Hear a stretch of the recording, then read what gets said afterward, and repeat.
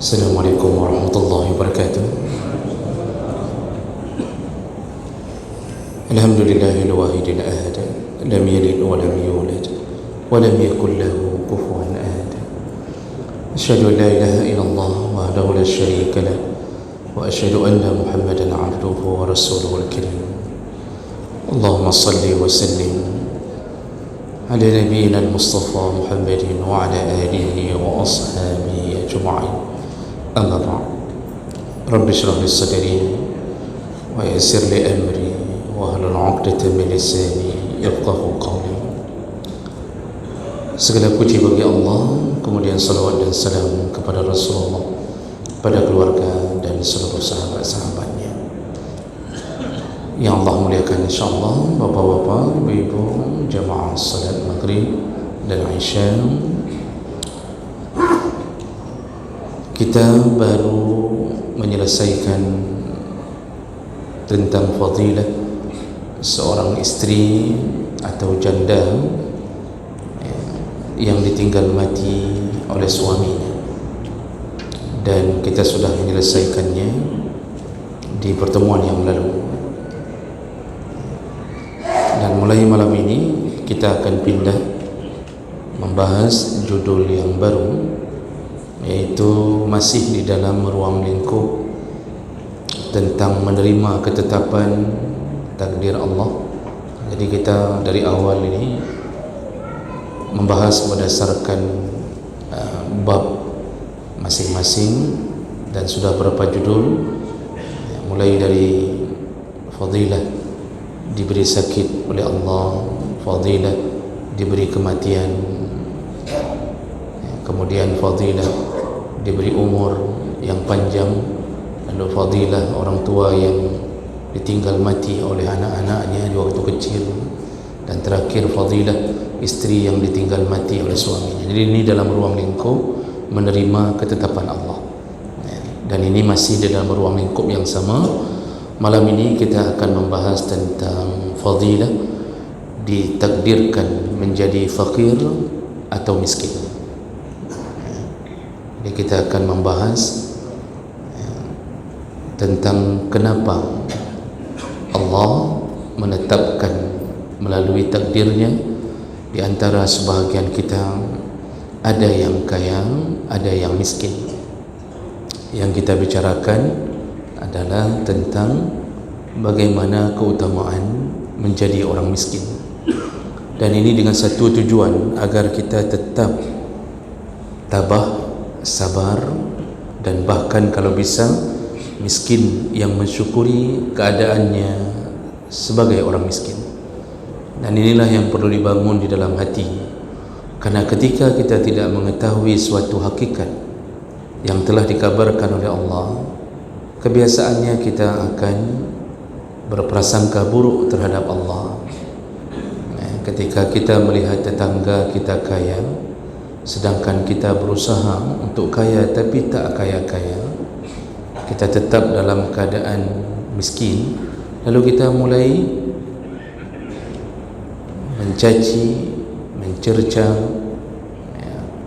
pencipta kita, yaitu Allah SWT.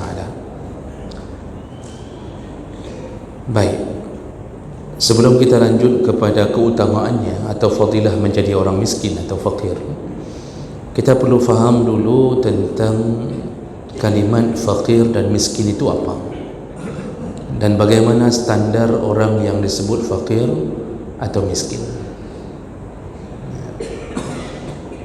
Karena selama ini kadang-kadang menyebutkan miskin kepada seseorang yang kadang-kadang kita tak tahu ternyata di dalam kacamata agama dia tidak disebut miskin. Ada yang kita kira kaya, kita lihat rumahnya besar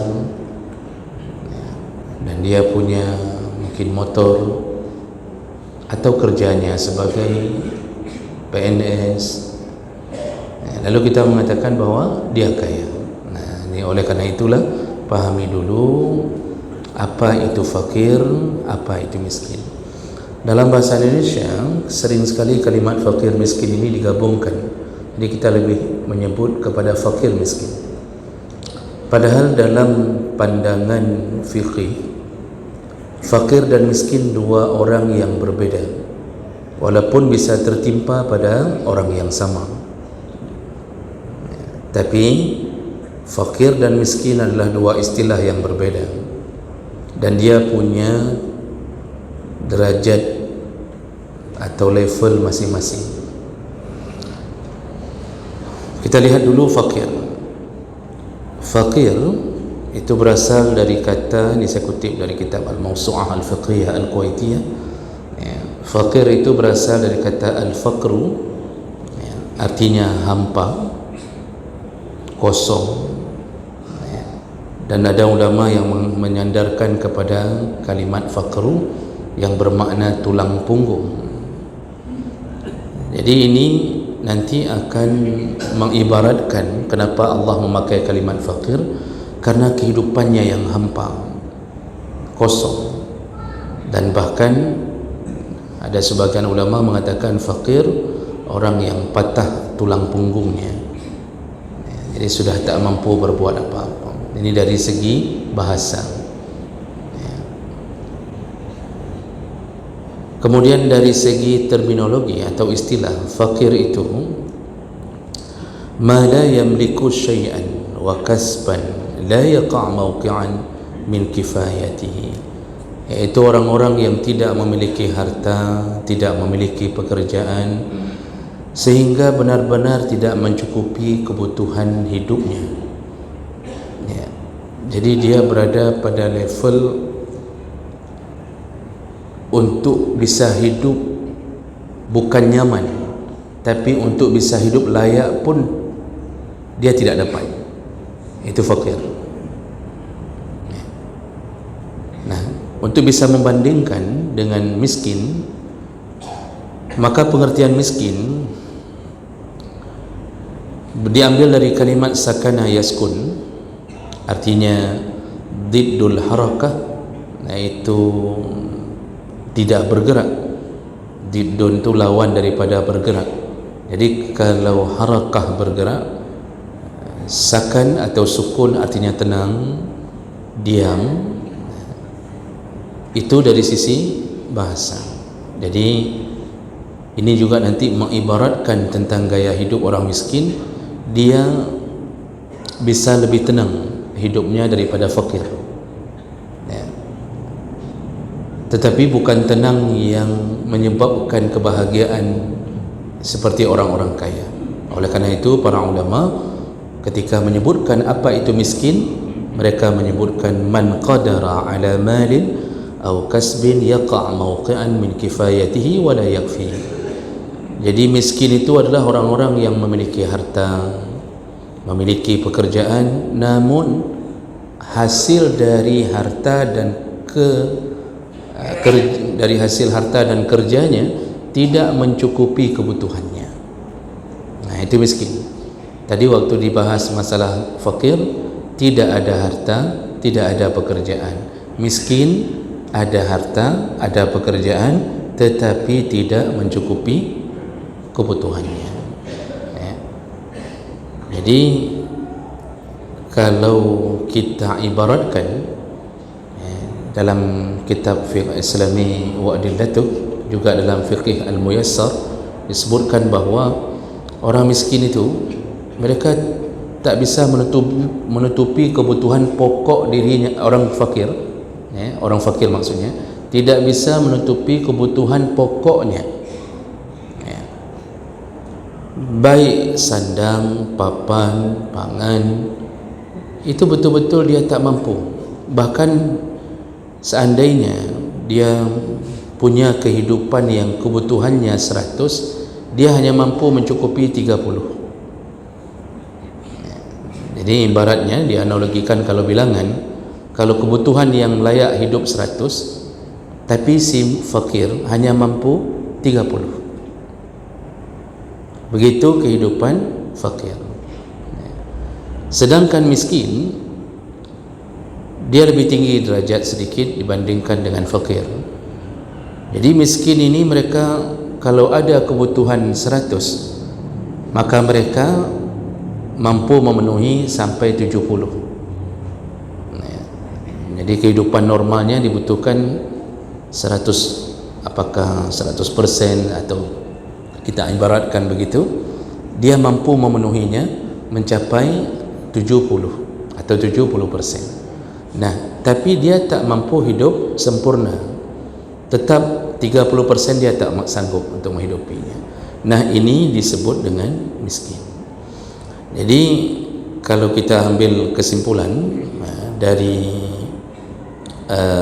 beberapa keterangan di atas oleh para ulama, setelah kita mengetahui fakir dan miskin, maka fakir itu benar-benar orang yang jatuh di dalam ketidakberdayaan dari sisi manapun. Tidak punya harta, tidak punya pekerjaan, bahkan tidak ada yang bisa menanggung nafkahnya. Dia punya anak, anaknya pun tak mampu menanggung nafkah ayahnya. Jadi betul-betul di bawah garis, kalau orang bilang di bawah garis kemiskinan. Berarti kalau berada di garis miskin, kalau di bawah garis kemiskinan berarti di bawah miskin. Dan itu sedikit berbeda dengan miskin. Nah, jadi miskin ini yang sering disalahfahami oleh orang. Bahkan ketika panitia zakat menyalurkan zakat, itu kadang-kadang pembicaraan di antara panitia atau amil zakat, mereka sebahagian mengatakan bahwa itu miskin dan itu bukan miskin. Kenapa bukan miskin? Lihat rumahnya besar dan dia akan kerja itu. Jadi menyatakan miskin tak miskin kalau ada rumah, padahal bisa jadi rumah itu peninggalan almarhum suaminya misalnya, atau peninggalan ayahnya. Memang kebetulan ayahnya kaya dan mereka tinggal di situ, dan mereka punya pekerjaan. Dia ada pekerjaan, apakah honorer ataukah karyawan tidak tetap atau macam-macam. Jadi dengan hanya mengandalkan dia ada pekerjaan, dia langsung divonis menjadi orang kaya. Berarti ini bukan miskin, sehingga tidak dapat zakat. Padahal dari pemahaman para ulama, pemberian pemahaman para ulama, miskin itu kalau tidak mencukupi kebutuhannya, dan kebutuhan itu berbeda-beda di antara setiap individu. Kalau kita kerja sebagai honorer, anggap saja guru honorer, dosen honorer, itu gaji 2,5 juta, potong BPJS 300, 2,200,000. Nah, anaknya ada 4, 2 di pesantren, yang 2 lagi masih SD. Itu pesantren saja sekarang SPP itu mencapai 1 juta rata-rata. 2 orang anak 2 juta, gaji ayahnya 2,200,000. Dia punya motor 1 atau 2 untuk mencari nafkah. Rumah sewa, walaupun lumayan bagus disewa. Nah, apakah ini miskin? Walaupun punya kerja, tapi selama dia kita hitung tak mencukupi kebutuhan hidupnya, itu miskin.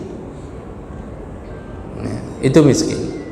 Dan kenderaan yang dia punyai itu kalau digunakan sebagai kebutuhan primer untuk mencari nafkah, kalau tidak ada kenderaan itu dia tidak bisa cari nafkah. Walaupun kenderaan itu bagus, tapi itu satu-satunya peninggalannya yang bisa dia cari nafkah, maka itu masih kategori miskin, selama hasil pekerjaan dari kenderaan itu tidak mencukupi kebutuhan hidupnya. Ada orang gaji 5 juta, anaknya ada 5 orang, 5 dari istri pertama, 5 dari istri kedua, nasib 5 juta. Mana ada cukup 5 juta? Tak cukup. Maka apakah dia miskin? Miskin. Para ulama menjelaskan itu miskin.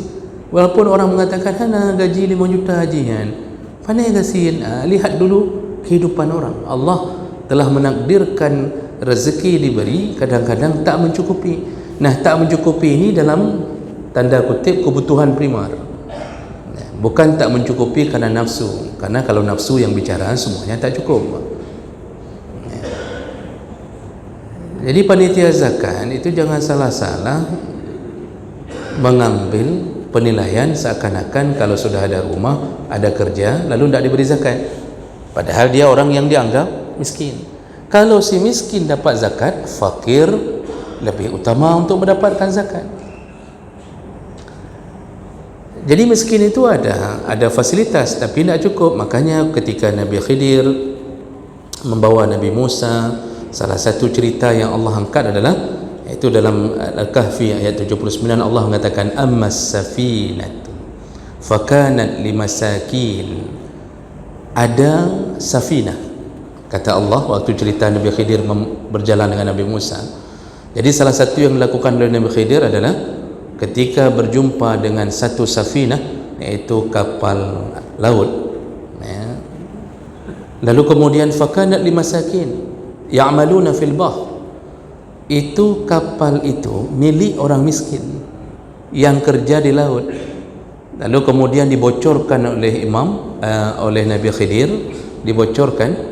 Nabi Musa protes, Nabi Khidir kemudian mengatakan di ujung cerita itu di depannya ada perompak yang mencari kapal-kapal bagus. Kalau tidak dibocorkan, maka mereka akan mengambil seluruh kapal. Maka dibocorkan agar perompak di laut tidak berminat untuk mengambilnya. Yang mau kita jadikan sebagai referensi kita, ternyata waktu Allah menyebutkan tentang miskin, punya kapal, ya. Amma safinatu kanat limasakin, itu kapal punya fakir miskin untuk cari nafkah. Jadi kita sudah salah kalau mengira dia miskin. Enggak, dia ada kapal laut. Lihat dulu penghasilan. Kapal laut memang ada, tapi penghasilannya cukup tak? Jadi inilah yang disebut miskin. Kalau begitu cukup banyak di area kita dengan gaji pas-pasan, ya, dengan tanggungan keluarga, itu masuk kategori miskin. Masuk kategori miskin. Jadi jangan lihat dari bajunya, ini baju peninggalan dari orang tua, baju pemberian hadiah orang, ya, baju yang mungkin waktu dulu kita pernah punya uang, sekarang sudah di PHK, lalu kita kerja serabutan, ya. Dan tidak mencukupi. Sebulan itu tidak cukup. Betul-betul ketika anak telepon, ayah, ini di pesantren ada acara apa, studi tour atau ada acara ekstrakurikuler, jadi perlu tambahan uang sekitar 300.000. 300.000 pun membuat dia bingung. Kemana lagi dia harus berhutang? Hutang yang lalu belum dia selesaikan, gaji baru keluar di awal bulan, itu pun begitu keluar langsung store SPP, nak cukup. Ya, kalau modal 2.200.000, kalau store SPP 2 orang anak 22 juta, 200 untuk rokok atau untuk isteri? Kalau untuk rokok, mati isteri. Kalau untuk isteri, mati rokok. Kita harus kasih untuk uang belanja makan di rumah. Mana ada cukup? Nah, jadi inilah yang disebut dengan miskin. Dan banyak Pak pekerjaan-pekerjaan seperti itu.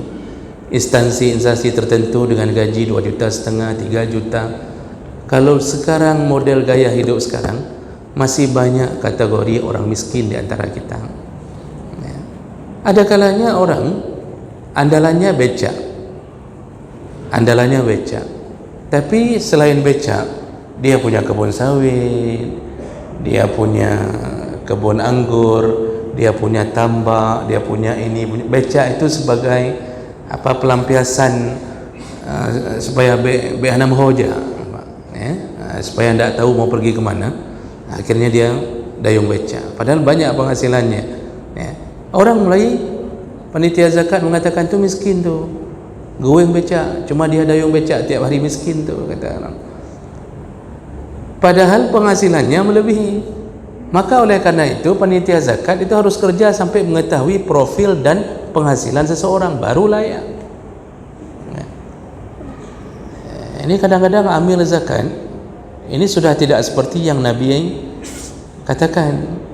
Nabi memerintahkan mengeluarkan SK untuk amil zakat itu kerja mulai dari mendata mengumpulkan dari orang kaya kemudian mendistribusikan ke orang miskin. Jadi kerjanya betul-betul harus tahu dari siapa diambil, karena ada orang kaya yang sebenarnya tidak kaya tapi diambil zakatnya. Ini sekarang orang-orang yang bekerja di beberapa perusahaan, di instansi itu dipotong zakat per bulan. Ini contoh gara-gara salah menetapkan kaya dan miskin.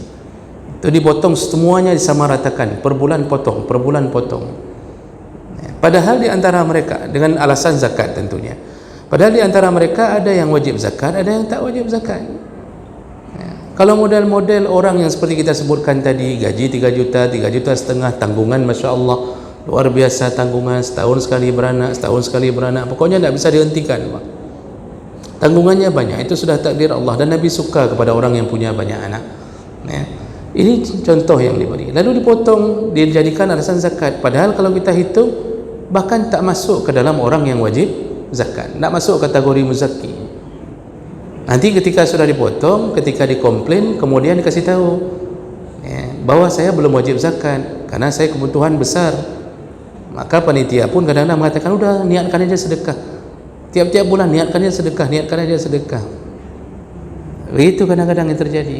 Yang kaya, yang tidak kaya dijadikan muzaki, yang bukan miskin dijadikan mustahik. Maka kacaulah kehidupan. Jadi ini dulu yang patut kita pahami. Jadi dalam Al-Quran pun Allah SWT telah memberi indikasi bahawa miskin bukan bermakna tidak punya apa-apa, tapi tidak cukup kebutuhan primernya. Baik, kemudian pemahaman kedua yang harus kita bangun di hati bahawa menjadi kaya bukan kita yang mengusahakan, tapi Allah yang menakdirkan. Begitu pula menjadi miskin, bukan kita yang putus asa, bukan kita yang sudah malas berusaha, tetapi itu semua bahagian daripada takdir Allah Subhanahu wa taala. Oleh karena itu yang kaya jangan merasa sombong seakan-akan dia yang berusaha, dan itu kalimat yang dikeluarkan dari mulut Qarun. Qarun mengatakan, ini semua kekayaanku sekarang adalah ilmu, karena pengetahuanku, karena ilmuku. Maksudnya dia ingin mengatakan bahawa dia pintar mencari semua bahagian untuk mendapatkan kekayaan, sehingga Allah tenggelamkan. Yang miskin pun jangan merasa bahawa dia miskin karena kebencian Allah kepadanya, dan jangan merasa bahawa kemiskinan yang dia terima adalah karena kemalasannya. Banyak orang Pak yang malas kaya, banyak yang tak sekolah kemudian kaya, lulusan SD tapi kaya, subhanallah. Ada yang capek berusaha Pak, sekolah terus sekolah, ujung-ujungnya miskin. Ada yang sudah berusaha untuk menjadi PNS, berulang kali ikut tes, tetap tak lulus padahal pintar. Ada yang tak ikut PNS, lulus dengan sendirinya. Tak pernah ikut, lulus dia gitu. Lulus saja. Asal ada paman di MK, lulus semuanya. Begitu mudahnya kehidupan didapatkan. Siapa yang merancang semua itu? Allah. Kebaikan di belakangnya itu menjadi ujian dari Allah Subhanahu wa taala. Oleh karena itu, jangan merasa seakan-akan kita ini yang menentukan nasib kita. Tidak sama sekali. Allah Subhanahu wa taala menyebutkan di dalam surah Al-Isra ayat 30, innallaha yabsutur rizqa liman yasha wa yaqdir. Sesungguhnya Allah lah yang melapangkan rezeki di antara kalian bagi siapa yang diinginkan, wa yaqdir, dan ada yang disempitkan. Ini Allah ingin mengatakan, akulah, kata Allah, yang membuat sebahagian kalian lapang rezekinya, kaya, dan akulah yang telah menjadikan kalian ada yang miskin. Lalu kemudian dalam surat Asy-Syura ayat 27 Allah mengatakan, walau basatallahu rizqa, seandainya Allah Subhanahu wa taala meluaskan rezeki semua li'ibadihi, kepada semua hamba. Seandainya semuanya diluaskan rezeki, semua kaya, apa yang terjadi? La baghaw fil ardi, maka sungguh mereka akan berbuat perbuatan yang melampaui batas di atas permukaan bumi. Walakin yunazzilu biqadri ma yasha, tapi Allah juga telah menurunkan takdirnya diukur sesuai dengan keinginan Allah. Jadi Allah Maha Pengasih, Maha Penyayang. Kalau Allah telah menetapkan hati seorang hamba di dalam dirinya ada kemungkinan masuk surga dengan kekayaan, maka Allah berikan kaya. Liman yasha, siapa yang ingin Allah inginkan. Kalau Allah melihat bahawa orang ini lebih mudah masuk surga melalui jalan kemiskinannya, maka Allah takdirkan dia miskin. Jadi Allah yang mengatur. Makanya Allah mengatakan kalau semuanya diberikan kaya, maka akan muncullah sifat-sifat yang sombong. Itu akibat tidak memahami keinginan Allah Subhanahu wa taala. Sayangnya hari ini orang-orang yang diberikan kaya dan miskin itu tidak tahu apa tujuan Allah dan tidak tahu apa keutamaan yang Allah beri di atas harta yang diberikan. Jadi dalam kisah para nabi pun ada yang ditakdirkan kaya, ada yang ditakdirkan miskin. Nabi Daud, Nabi Sulaiman itu hidup sebagai para raja, nabi sekaligus raja. Bahkan Sulaiman itu tak akan tertandingi kerajaannya. Sulaiman alaihi salam berdoa kepada Allah, berilah aku kerajaan yang tidak ada sebelumku seperti itu, dan tak akan pernah ada yang setelahku seperti kerajaanku. Kan tak ada kerajaan satu pun di dunia yang bisa melebihi kerajaan Sulaiman, tidak ada. Cuma seorang nabi diberikan kekayaan, dia tahu apa maksud di balik kekayaan itu. Makanya Nabi Sulaiman tak pernah mengatakan itu bahagian daripada usahanya. Selalu kalimat yang keluar adalah hadza min fadli rabbi. Itu kalimat Nabi Sulaiman. Semua ini adalah pemberian Allah Subhanahu wa taala. Bahkan pernah kudanya melalaikan dia dari salat asar. Dalam tafsir sebutkan ketika Nabi Sulaiman memandikan kuda-kudanya, mengurusinya, sampai tertinggal satu waktu salat dan dia tak sadar karena lalai, tak sadar, bukan karena melalaikan dengan sengaja. Kejadian itu telah membuat dia mengambil keputusan bahawa makhluk Allah yang disiapkan untuknya sebagai kenderaannya telah melalaikan dia dari ibadah kepada Allah. Apa yang dilakukan bapak-bapak?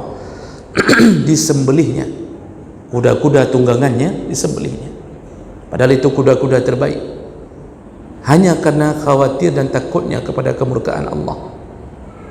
Karena beliau telah menyembelih kudanya dengan ketakwaan dan ketaatan, maka kemudian Allah mengganti dengan yang lebih baik. Apa dia? Diganti dengan angin. Semenjak itulah Nabi Sulaiman naik angin. Kalau kita kan bukan naik angin, Pak. Kita keluar angin, buang angin. Ada angin duduk di dalam badan kita, angin duduk namanya. Nabi Sulaiman naik angin, jadi kemana-mana itu angin membawanya. Kenapa? Dia sembelih kudanya karena takut kepada Allah.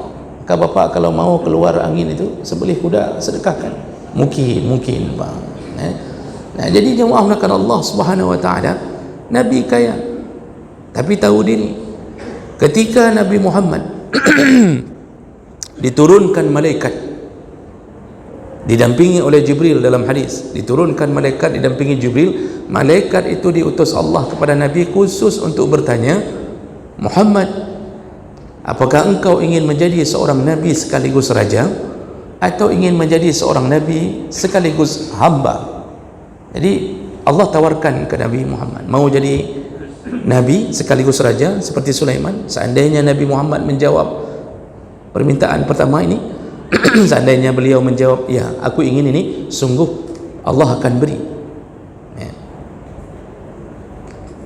apakah engkau ingin menjadi nabi sekaligus hamba, seperti seorang hamba yang tak punya apa-apa. Dalam hadis sebutkan Nabi Muhammad melirik ke arah Jibril karena beliau pun tak tahu di mana hakikat yang sebaiknya.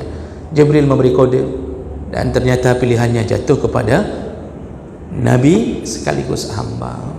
Maka jadilah nabi kita nabi yang rumahnya dari tanah liat, yang ketika beliau pulang dari salat pagi, dari habis salat subuh, berdiam di masjid, pulang ke rumahnya, ditanya kepada Aisyah, ada apa wahai Aisyah? Aisyah menjawab, tak ada apa-apa wahai Nabi, kalau begitu aku puasa saja. Tak ada apa-apa, Pak, pulang ke rumah, puasa saja. Begitulah Nabi kita, yang ketika meninggal tak ada peninggalan harta warisan apapun. Dan itu adalah pilihan beliau, karena beliau ingin memberi contoh kepada umat bahawa Nabi kita miskin dalam tanda kutip bukan tak mampu, beliau kaya. Kalau beliau ingin meminta gunung jadi emas, Allah bisa buat. Dan bahkan beliau di saat-saat tertentu dengan izin Allah mampu mengumpulkan harta yang begitu banyak untuk kemuliaan. Apakah kemuliaan sebagai calon isteri? Itu kan makanya waktu melamar Khadijah, dalam beberapa pandangan menyebutkan maharnya mencapai 1 M. Kita berapa mahar hari ini kita? 15 manyam. Kalau 4 juta hari ini, 15 manyam 60 jutaan. Tapi Nabi Muhammad memberikan 100 ekor unta atau 200, lupa saya kalimat ininya, bilangan intinya. Begitulah Nabi kita Muhammad sallallahu alaihi wasallam.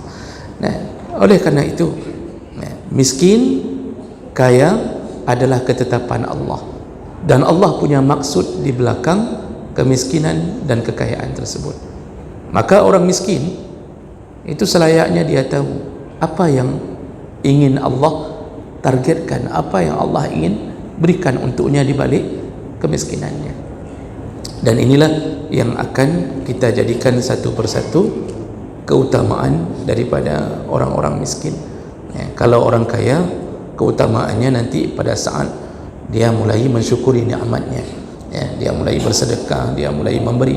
Tapi orang miskin itu lebih banyak harus faham tentang ketabahan dan kesabaran di balik kemiskinannya. Baik, jemaah melakukan Allah Subhanahu wa taala. Itu Ustaz. Ini sepertinya tak mungkin lagi Bapak kita habiskan. Waktu tinggal 1 menit Pak, berarti ini tak mungkin kita lanjutkan. Fadilah yang pertama kita akan bahas di pertemuan yang akan datang. Jadi untuk malam ini kita sudah mengetahui insya-Allah melalui ilmu yang dijabarkan melalui Al-Quran, hadis dan perkataan para ulama bahawa fakir, miskin adalah bahagian daripada ketetapan Allah yang harus kita syukuri setelah kita mengetahui hakikat di balik keutamaannya, insya-Allah. Baik, demikian untuk malam ini kita cukupkan. Insya-Allah kita sambung kembali di pertemuan yang akan datang. Subhanakallahumma bihamdik, asyhadu an la ilaha illa anta, astaghfiruka wa atubu ilaik. Wassalamualaikum warahmatullahi wabarakatuh.